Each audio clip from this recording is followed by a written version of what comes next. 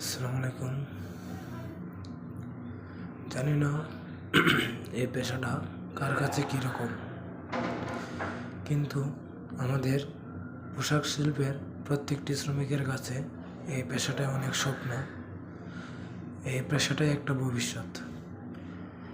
আমাদের পেশাটা অনেকের কাছেই তুচ্ছ মনে হলেও আমাদের পেশাটা আমাদের কাছে অনেক দামি।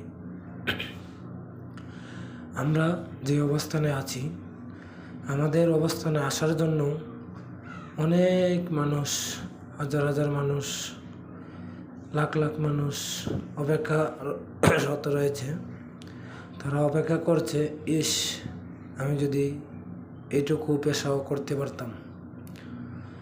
তারা এইটুকু পেশাও পাচ্ছে না।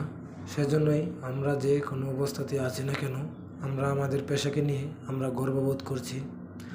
আমাদের পেশাই আমাদের কাছে স্বপ্ন, আমাদের কাছে গর্বের বিষয়।